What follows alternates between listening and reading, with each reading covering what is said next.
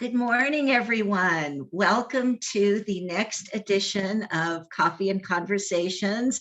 I have my coffee ready, and I am so welcome to October. This is going to be a wonderful session. Let me just start by introducing Lupe Soto, who I know many of you know. She is I don't know what to say, Lupe. You are a friend, you are an idol, you are someone that has been in real estate as long as probably as long as I have, and watching you from where you started with Bruce Mulhern, and now you are with Berkshire Hathaway and all the roles that you played. I'm just really excited to have you here. So welcome. Thank you, Leslie. So the reason I asked Lupe to be my guest is that we were both in the last workshop of the Courageous Reinvention Woman Up last month. And it was very interesting to hear the questions that everyone's younger for us now, that they were asking each other and encouraging women to ask, like, who am I? What do I want? What do I believe about myself? And then there were all these takeaways, like, perfection is an enemy. Radical self-acceptance is key. Don't be small. Let failure be your fuel. You get what you expect, so expect more. The importance of JOMO, which is the joy of missing out, having a not. Anyway, it went on and on. Mm-hmm. And Lupe, in the very long dialogue afterwards, it was wonderful in the Q&A, she said, oh my gosh, when I was young, we didn't talk about these things. This was not part of the conversation. And I just related to that so much, Lupe. So I want to just, first of all, welcome you. And I want you to talk a little bit about what you were feeling at that moment when you kind of became part of that conversation at the end of the workshops. Thank you. First of all, I want to say thank you, Leslie, for joining you today. It's just an honor and a pleasure to be with you. As I listened throughout the day, through all the presentations, they were just so awesome and powerful. And, as I kept listening throughout the day, including the music, I mean, just everything.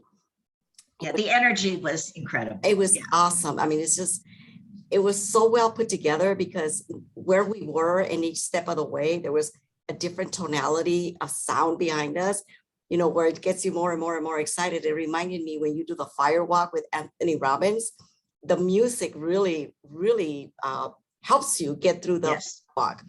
And I remember that, and I'm like, wow, this is so powerful. And, as we were winding down, I thought to myself, wow, look at where we are today. Look at where we are today. And I referenced Leslie. I said, Leslie, we have been around for a long time. We have. And I have to just tell you that today, here we are in 2021, and it's unbelievable where we are as far as the landscape of real estate, the landscape of where we are as women in leadership. It didn't exist before. It really did not exist. We had wishful thinking. Right. It was kind of wishful thinking, like, oh, let me dream. Let me just dream one day, far away, like really, really far away from us, to be able to ever be in those positions, whether it's in our professional life as well as our roles at CAR. It's always been so male dominant, and to be able to see today that we have really, really come a long way, it's just so powerful.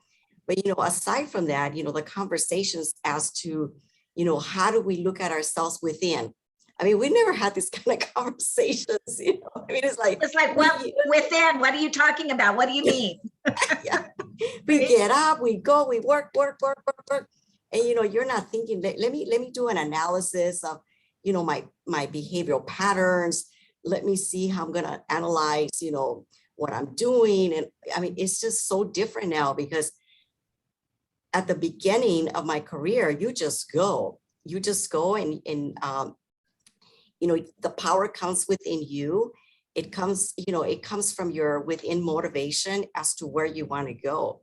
And, I was looking at all the young ladies there, And I was thinking, wow, what a great opportunity. Because when Leslie and I were around a long time ago, we did not have role models. So Leslie is one of my role models for sure. Like, look at Leslie. How does she manage to talk like that? Like, how can she memorize all these things, right? How does she do that?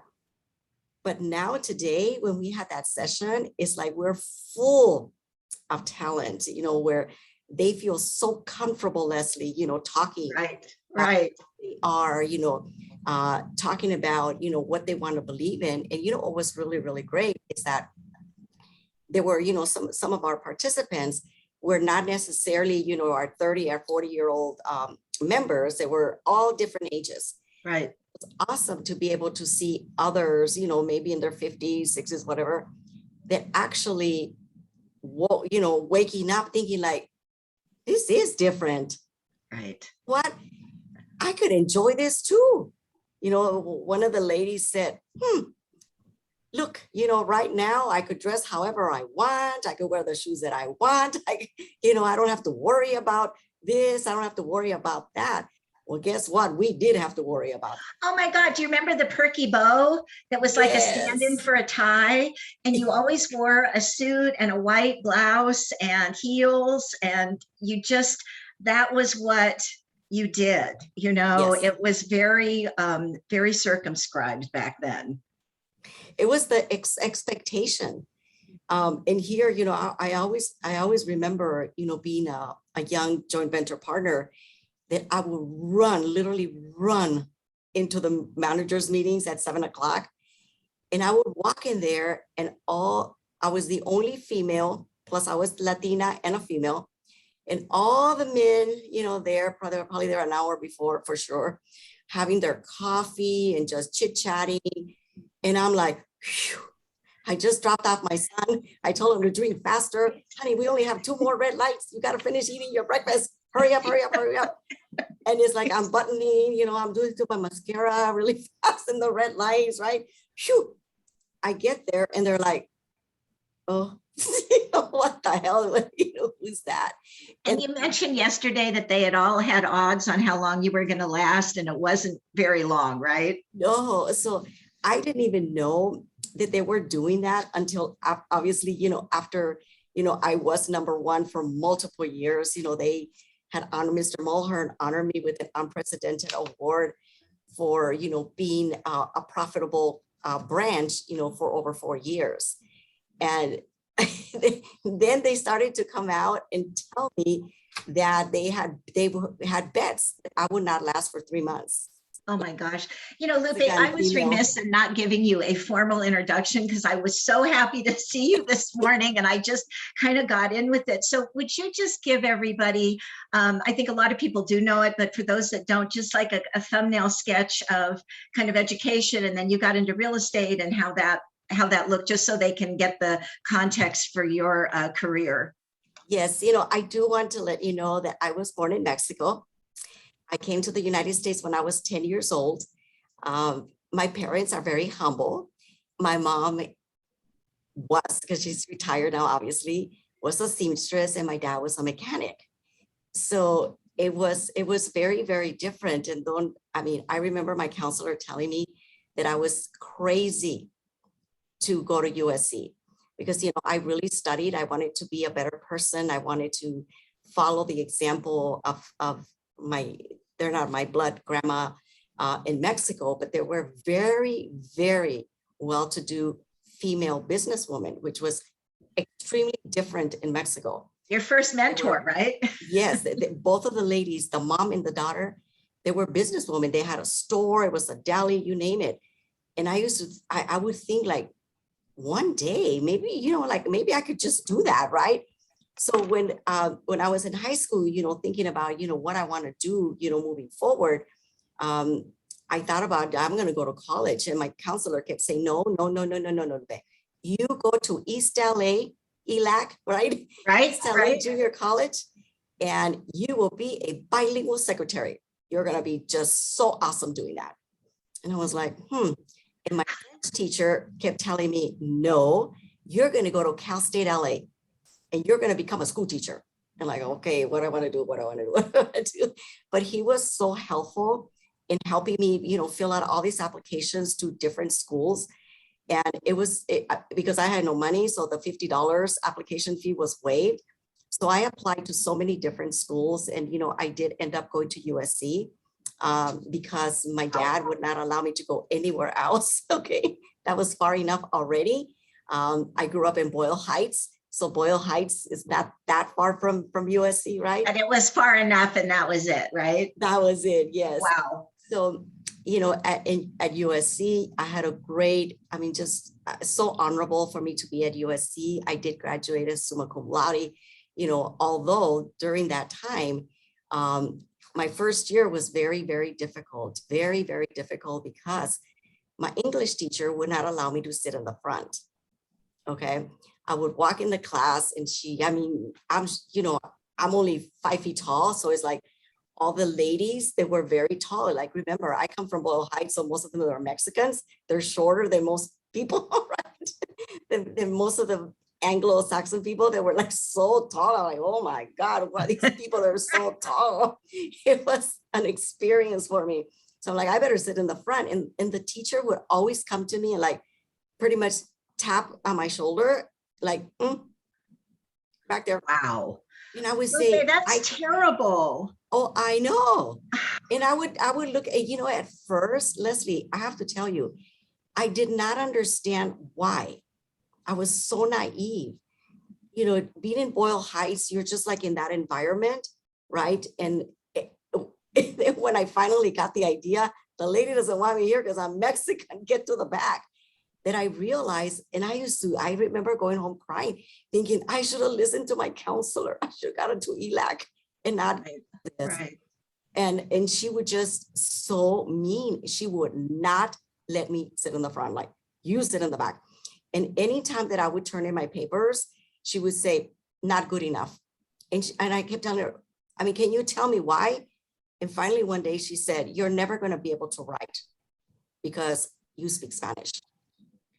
And I'm like, okay. Lupe, this explains so much about you, having gone through this at such a relatively young age and then going into the sometimes Shark Tank that's real estate. You were ready, right? And I remember going, we all, we have very limited budgets. So I would always, rent a room here, rent a room there. There was 4 of us in the room, whatever. And I had met a professor there. He was in his doctorate degree program. And he was Mexican as well. And I asked him, I said, can you help me read my paper? So you're looking at this person, there's a doctor, he's getting his doctors in literature. He must know how to write. Right, right. View my papers. And the teacher still knocked him down. Literally, like, she was determined that I was not going to succeed. because I'm a Mexican, because I speak Spanish. So needless to say, I got through the class. She could not give me a D because as the semester moved on, I think she was catching that I caught on that she was being so mean to me and unreasonable that she probably figured something's going to happen if I put her a D or fail her. So she gave me a C. And that was the only C I ever got in my entire career. I did my bachelor's, my master's degree, and I was in my doctorate program at USC, and I never, ever got a C ever again. I was pretty much an A student, but it is definitely an experience. So but Lupe, where did that come from? Because here you are, it's the 50s, it's the 60s, and women are supposed to do like go to ELAC, right? Or go to Cal State LA and teach, you had your mold and you're like, no, I'm not doing that. Where did that come from? Did it come from the two women that you mentioned earlier? It did. I have to tell you, it really did come from them because my mom and my other sister, we used to live in a room upstairs, okay? Because my dad had come to the United States to see if we could do better. So we lived upstairs, and my mom, she would embroider, she had her machine, and she would embroider in and day out, day in and out.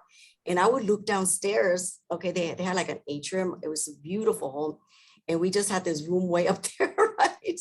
where they put the birds. And I would look down there and I said, wow, how do you ever manage to have a house like this? Like, how did they do this? And I would see them, they were always up so early in the morning, they're at their coffee pot and late at night, and they were always working. And I thought, well, heck, if I have to do all that to be able to look downstairs and have all this, like, I'm willing to do it. And I did, I would volunteer. So Oh, you were so lucky to have those models and yes, to embrace them. yes, yes, because see, there's people that, you know, that know our family, and they would make comments like, oh my God, that is so abusive, because I figured I'm going to volunteer. Don't ask me why, but I just figured I volunteer because my mom obviously did not have money to, you know, give me an orange juice. I mean, that's like big deal. Or to give me an egg every day. No, maybe once a week. But if I worked early in the morning before going to school, then I earned an orange juice or I would earn an egg. So I'm like, this is good stuff. That's a motivator. Right? Oh my Yeah, God. it works so well, right? So, you know, I did that. And these, I mean, the ladies, you know, it's my grandma and she's my godmother. Eventually they had me, you know, counting money, and they were always giving people, charity people. So we would go to the church and the nuns and, you know, bring in all the money. So that is the reason why, you know, all those are like absolute role models for me, you know, which compel me to always want to volunteer and give and contribute, because that's the way they were. And I wanted to be like them. I really did want to be like them. And, you know, and then they even spoke English. Oh my goodness. And you were So- ready. So if I did extra time in the afternoon, like help squeeze the lemons for the lemonade, right? Then my auntie, she would then give me English lessons. 1, 2, 3, 4, 5. 1, 2, 3, 4, 5, or whatever. Lupe, that's incredible. You know, I want to ask you if you had kind of the support back then that women have today, and I think it's really a whole different world. Do you think your path would have been different, or do you feel pretty like maybe overcoming these obstacles was part of it all? It is part of it. It is definitely part of it all.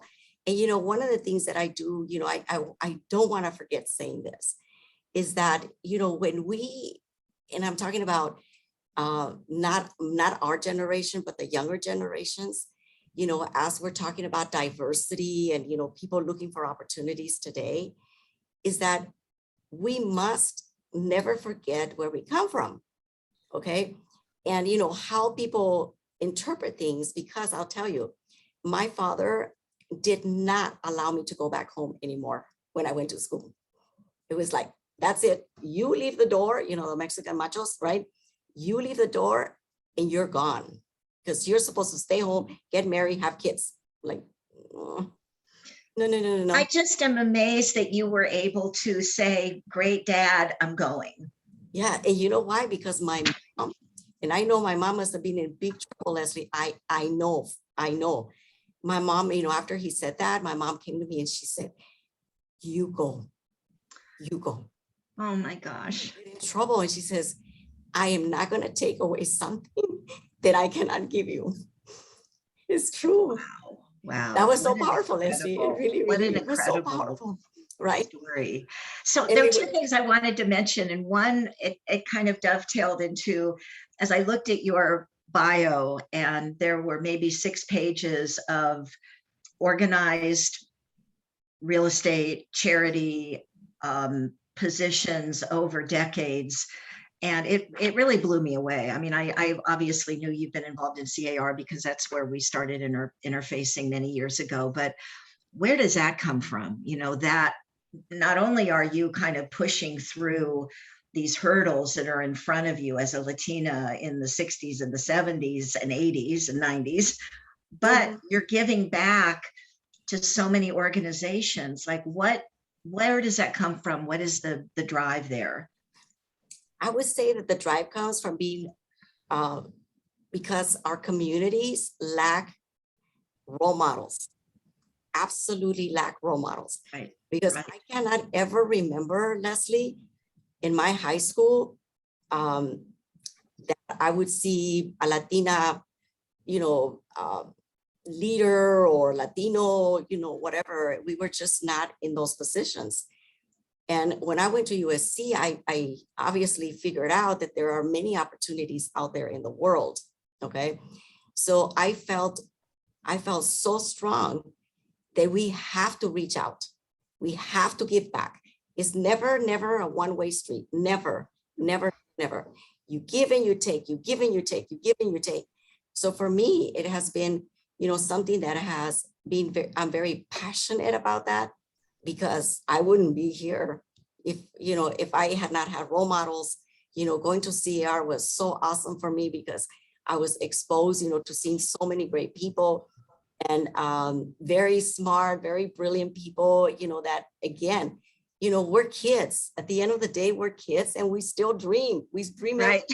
right? We dream every Many day. of times have I said CAR is like high school, right? And it's kind of like life is like high school, you know, you don't really ever get away from a lot of that, You know, I'm gonna tell you the message that I want to send out, in case anyone that listens to our conversation today, that may have parents or they may have kids or young adults that are thinking of going away or doing something different than what their family is all about.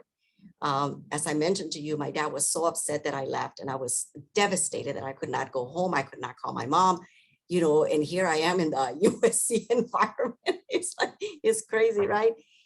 And my friend, my professor, one day he sat me down and he says, Lupe, you don't understand. And I'm like, what? I even sent in the mail to my dad. I'm in the dean list all the time. Why does my dad keep telling the neighbors that Lupe is just gone? You know, she's a loose lady.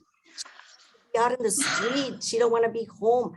She's not a good girl. She's not home. She's out, you know, like probably I'm doing crazy things, right? And I said, why doesn't my dad acknowledge this? Like nobody in my block, in my neighborhood, none of them went to college. You should be so happy. I have a scholarship, blah, blah, blah, blah. And he says, Lupe, look at me. Look at me.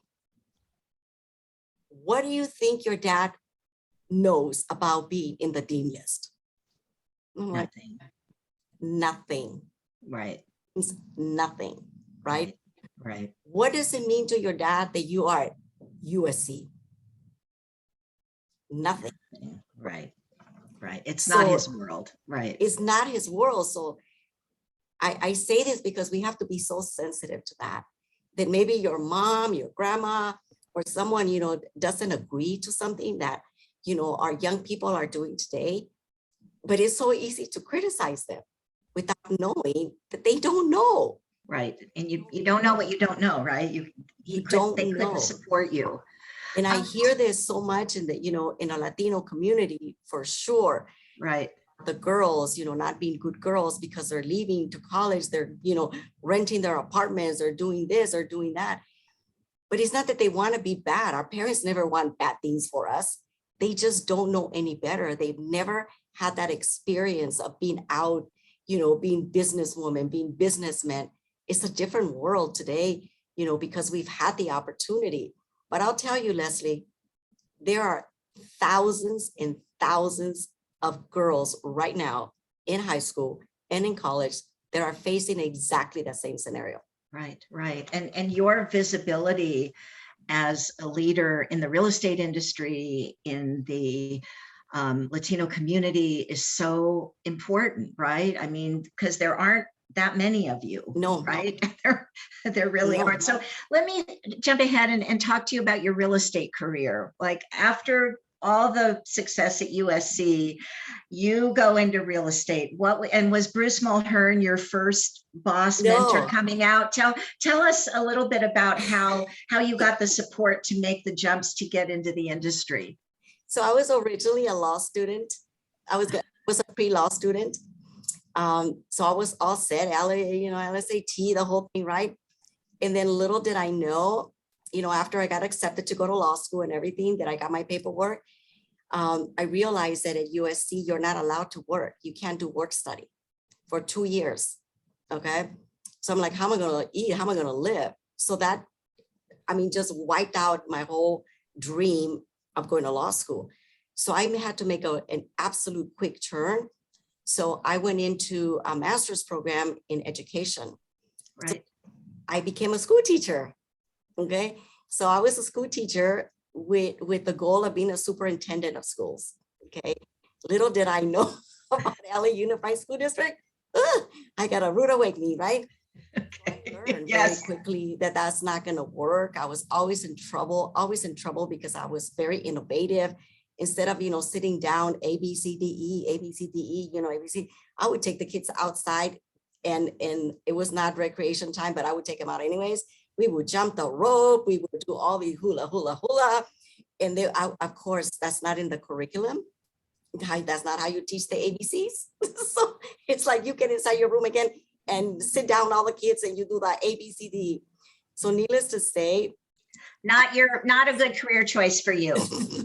no. So finally, because I was in the master's program, I was so broke. I had no money, literally no money, because it was so expensive. And being a school teacher, you have to spend a lot of money for your classrooms. Then my friend and I, we decided that we needed a second job. And so we were going to college. We had our teaching, job, and we need another job to make it through. So our choice was, okay, we're going to be a waitress. I said, I'm going to drop everything. It's like, I'm going to drop all the plates. I'm going to be fired really fast.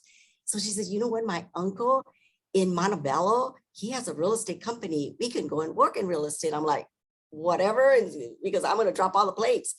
And right, let's go. Let's see what this is about.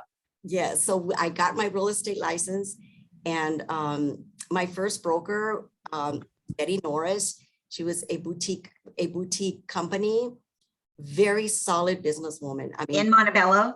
No, I never went to the Montebello one because my friend didn't do it anymore. She didn't want to. So where was your first office?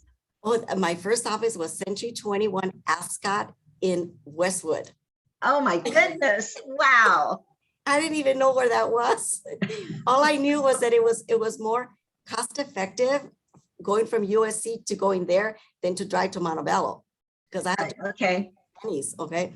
But from there, I went to work for Betty Norris. I was there for a little while at Century 21. I went to work for this independent Betty Norris. And unfortunately, she became very ill, and I had to find another company, which was across the street from us, and that was Bruce Mulhern.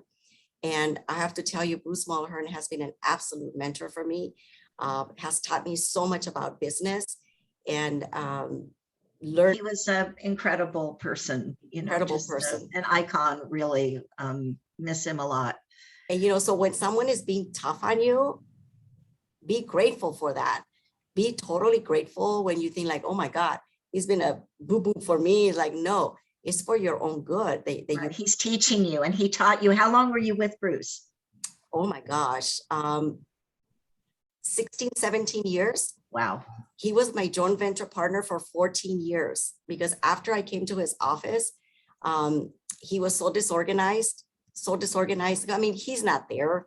I mean, we had 14 branch offices at that time. So I started to volunteer, okay, to clean up his MLS. And you remember we had the little sheets. Remember I'm just seeing you raising your hand your whole life, like right? I could do it. So I started helping him. And I said, Bruce, if I'm going to continue in your company, I can't do this. This is such a mess. If I want to go show a property, I don't even know what's available. I mean, those sheets are so outdated. So right. And the kids today have no idea what that was like. They don't. No. Remember the days when the MLS was on 3x5 cards? I mean, I don't, but I remember hearing about it, right? Yeah. So I volunteered, and then he said, do you want to help me? He says, you want to be an assistant manager? And I'm like, whatever it takes to get this place into shape. I said, I can't work this way, because I'm very thankful. I thank God that I have had a very successful career in real estate. So I wanted to make sure that I was going to provide the best service for every one of my clients. And he allowed me to do that. So I went in, and then afterwards he said, I like what you do. I said, okay. He said, you want to be my joint venture partner? And I said, what? And he was like, yeah, you want to be my joint venture partner? And I thought about it. And he says, do you have money? Right? I said, do you have money? And I said, yeah, I have money. I have a house. I have my savings account. So he said, okay, if you don't have money, Lupe, I will lend you the money. I will lend it to you. Wow. And Wow. my grandma always said, and my mom too, if you can't pay for it, then you shouldn't get it. Right. And that's just been, you know, our foundation. If you can't pay for it, then you shouldn't have it, because you're going to get yourself in trouble. So I said, you know, let me look into it. Give me some numbers, and we'll talk about it. So needless to say, obviously I became his joint venture partner. And, you know, I started out with 5 agents because I cleaned house after I was the joint venture partner there. So we started out with 5 agents, and I grew it to 100 and some agents. Okay. Oh my gosh, Lupe. Within a year, I was over 100 agents. It's like nothing stopped you, right? And then with Bruce, it was just all blinking green lights, right? Just go, go, go. You know why? Because he believes in success, and he believes in himself. And that's what I learned so much from him, that if you believe in yourself, you can do it. He said, kid, go out there. Kid, I mean, he used to call me kid. I said, when I finally became 40 years old, I went to him and I said, Bruce, I'm 40 years old now. You don't need to call me a kid anymore. But he forever called me his. He wouldn't stop. Yeah, he wouldn't stop. Because I was only like 34 years old when I became his partner. So I was so fresh at doing this. But I just knew I had that sense of business and commitment for my grandma and my tia, my auntie, that I knew that in business, you have to stay focused. You got to be committed. And sometimes you got to go the extra mile, which means that, yeah, we're not 9 to 5. We're like 9 to 10, 9 to 12, you know, whatever. Yeah. It's a full-time 24/7 job for sure. It really, really is. So I was so blessed. He then gave me opportunities to venture partner with him with a DRE escrow division. And again, you know, that was a very new experience for me, but a great experience. And I said, what about an independent escrow company? Because we're limited only to our office production. And he says, when you can prove to me that you have the capture rate, we'll talk about that. So kid, go out there. And when you come back to me with numbers, we'll talk again. That was Bruce. And you did. Oh my goodness. And we did. We really, really did. And, you know, all those men who had no hair to comb because we did. Right? They could get there an hour early from the meeting. They were surprised. Yeah. You know, it was amazing, you know, to just move ahead and be able to be the #1 branch, even though my price point, my branches is still there. As a matter of fact, it was in Southgate. My price point, my God, was at that time, I think 170,000, 200,000. And we had branches in La Mirada, Orange County. Big difference in price point. We still beat everyone because of our volume of production and our profitability.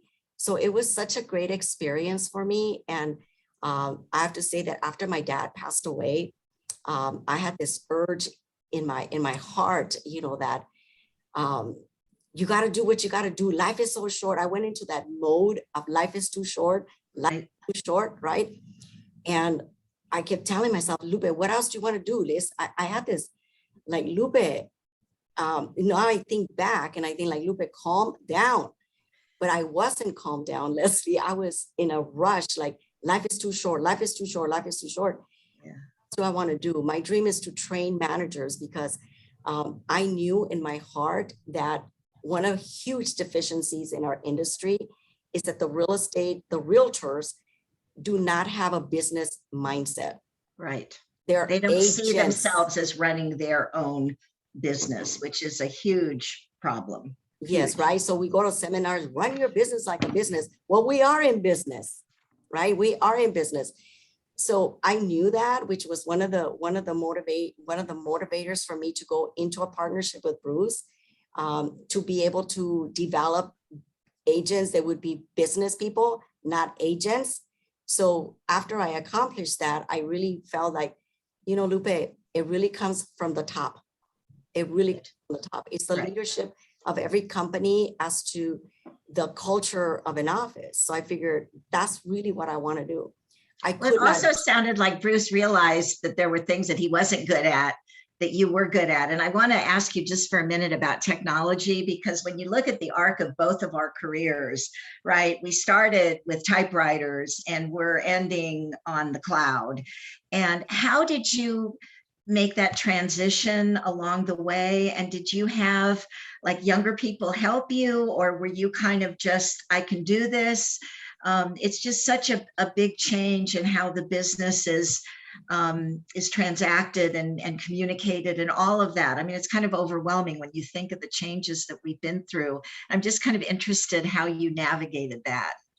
I once again, I'm going to attribute this to Bruce, who was very innovative.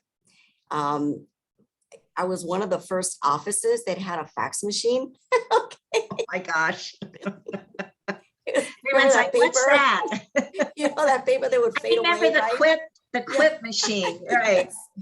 So that was that. And then the other thing is that he was very much into filming.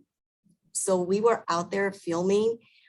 We had those, remember those what are they called? The Super 8 cameras? Yeah, the Super 8, yeah. So that was like novelty for us, right? For the industry, that we had our listing agents going out there and filming their listing presentations so they can drop them off somewhere. I started doing infomercials with Bruce as well, things like that. So we were getting in there. So when the market, really shifted, it wasn't such a huge surprise to me. And because I was in tune with, with CAR giving us all that information, right, into technology, then it didn't really catch me by surprise. So right. I do not really consider myself like I'm a really techie person, but I know enough to be able to do what I need to do. And for again, someone who's hyper organized like you are, I bet it's just been amazing, right? To be able to have all these files at your fingertips. And yes, I mean, it's amazing. It really, really is. And, I would say that, for our young professionals, coming up, is so important that they understand that technology is only a tool. That's it. Right. Okay. Right. Technology will never replace you as a person. Technology is not going to cover up if you're not committed. Technology is not going to cover up if you do not prepare to present. Listen, you compete with technology, you win with people, and if you lose sight of that, the technology is not going to be any good to you. Yes. And people are, a lot of young realtors are hiding behind technology, Leslie. They're thinking that is what it's going to take. And it really isn't. Our business is about people. It still is. Hopefully it stays that way. 100%. So are there young people that you turn to for advice from time to time? Are there instances where you feel like I need to talk to someone who's like grown up in this world? Is it pretty much, I've got this down and, come to me for help? No, one of the last big challenges that I had was when I moved from San Diego, from being an independent Macmillan Realty, moving to Sotheby's International Realty in La Jolla. So you're looking at me going from a price point of $450,000 to a price point of anywhere from $2 million to $25 million. I mean, it's like, I've never seen $1 million property. Beautiful homes down there for sure. In my life. I've never been in one. Okay. I had to make such a huge shift, right? Right. And I kept thinking, how am I going to learn this? I said, just add more numbers, Lupe. Just add more zeros. Just put more zeros. It's still the same. It's still real estate. So I did resort, any resort I would have through CAR, as far as training that it was available. I reached out to some of my friends, with regards to technology and marketing, Leslie, the marketing and technology are just, so tight this time, Right. around. And the social media marketing is so integral to it now. So what I would say is that you have to align yourself with someone that has that strength. We all have our own strengths and our weaknesses, and we cannot compete with the new generation. We cannot, okay? No. Because, you look at, you look around and a toddler already has their their iPad, Right. their Right. iPhone, they're already keying things.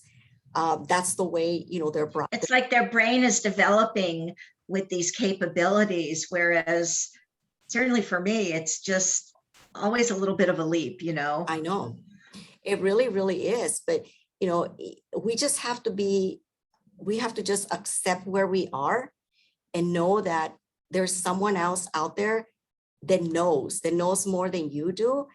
And that is awesome. That is really awesome. Instead of looking at yourself like thinking like, oh, yeah, like, oh God, they know all this stuff. And like, I'm going to learn it. Like, no, we're not going to learn it as fast as they have. Just No. accepting, just accept yourself where you are right now and, reach out and get help, to fulfill your weaknesses. I always say, focus on your weaknesses and minimize your weaknesses. Right. And this, I think I Maximize your mentioned, strengths. I mentioned right, maximize your strengths. right. and Double minimize down your on your weaknesses. strengths and discover your strengths. I think that is the name of the name of that book that was all the rage a while ago, but it really made a good point. Instead of trying to be good at something you're not good at, why don't you find someone else to do that? So yeah, that's been pretty, it's really been quite a ride. And, I'm kind of just visually looking at your career and just from childhood to where you are now and thinking about those formative early years, it just almost seems like you just didn't listen. Like you did have these mentor role models and you didn't here's your father, for goodness sake, who you adore. He's your dad. He's the head of the family. And here you are saying, no, I don't accept that. And I'm willing to pay the price, and just the maturity to do that. And I guess what I want to say is for the younger women today that are getting different messages, like we expect even more from them, right? Yes. Because they're not being disowned by their family for going to college. I'm just, my hat's off, But Leslie, I have to tell you, I would say that in the Latino community, you still have that. Yeah. Absolutely, you still have that. Right. And I'm not talking about,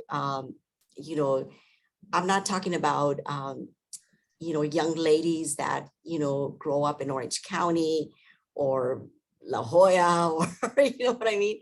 I'm not talking, or Pacific Palisades, those neighborhoods. I'm talking about the majority of the population out there. Right. Which is definitely the majority. And they're still in that same boat. Leslie, I still hear about it. And it's very, very sad because I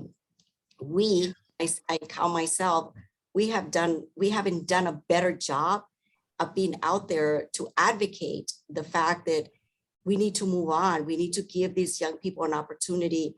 Mr. Ledesma, my dad, Mr. Ledesma, it's okay for your daughter to go to school. It's okay.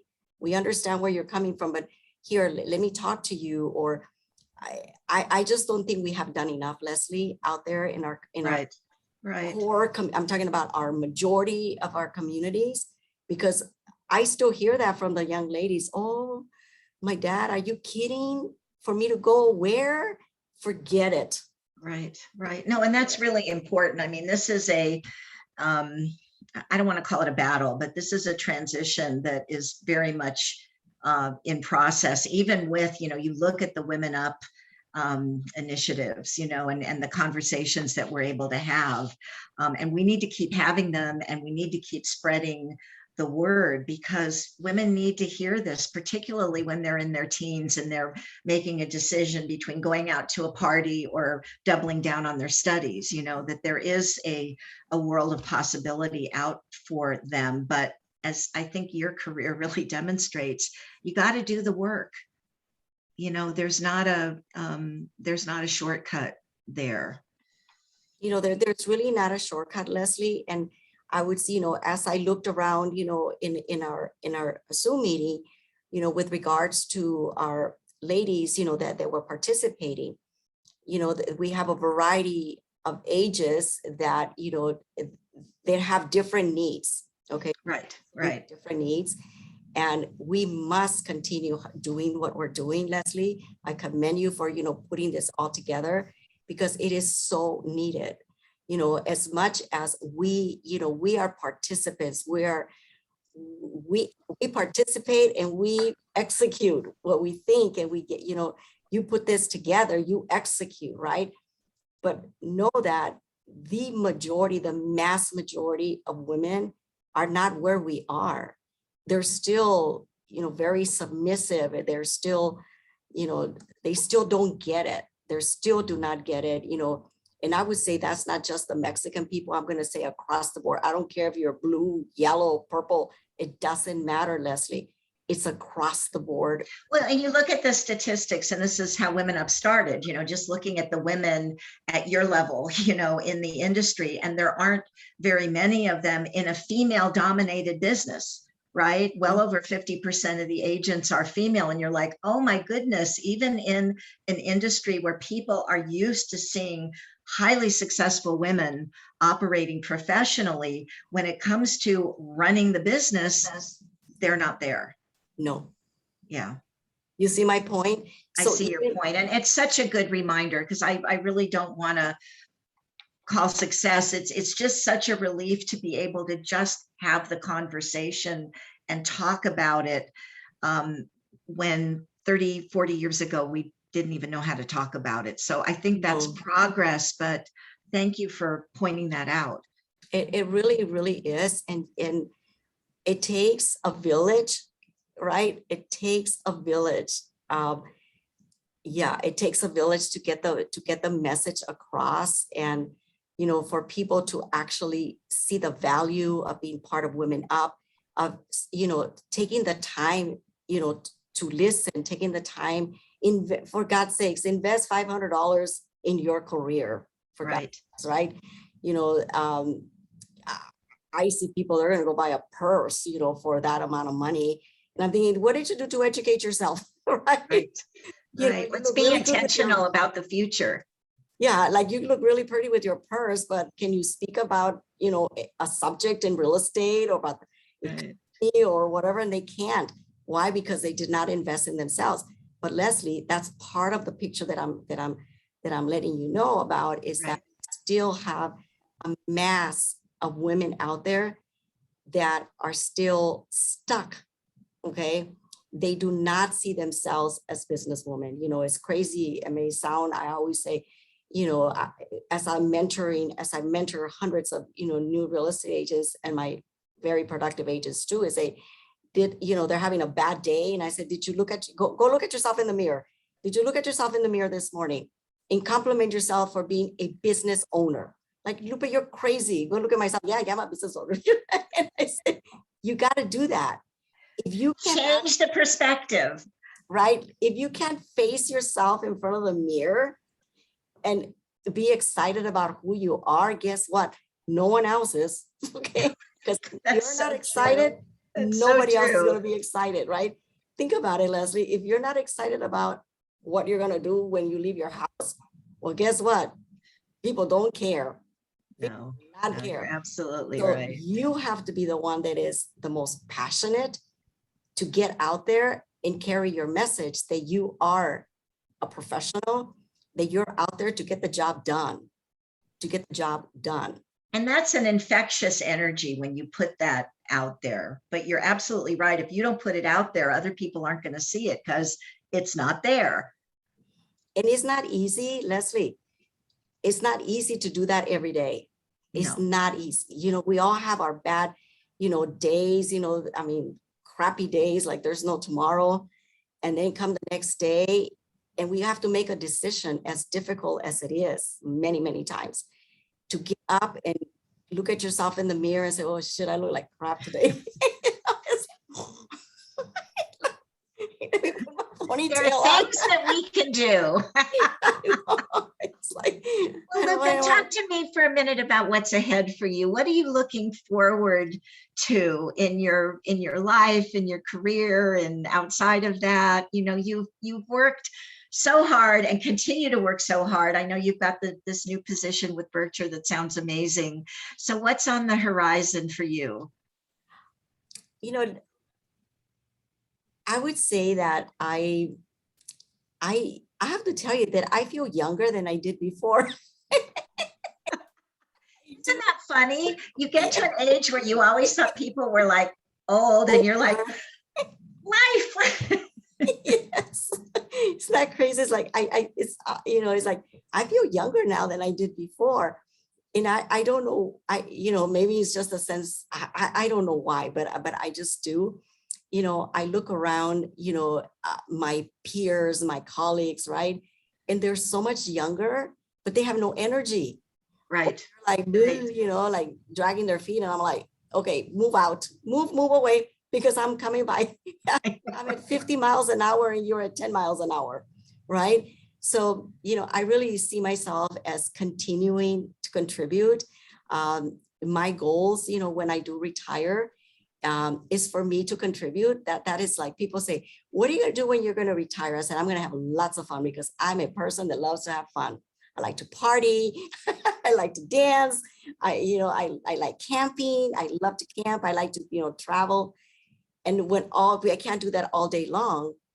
And the other time I am going to contribute, towards my industry, and I'm going to contribute towards the nursing homes, because my dad was in one of them for a short time, and they're very Yes. bad places to go to, Yes. where people don't, they're just No one there. wants to end up there, and yet it might be in the cards, You never know.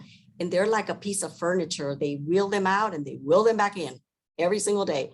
So that is definitely on my top priority, for me to spend time, volunteering and maybe reading to them, or just taking them for a ride in their wheelchair. I don't know, whatever makes them smile.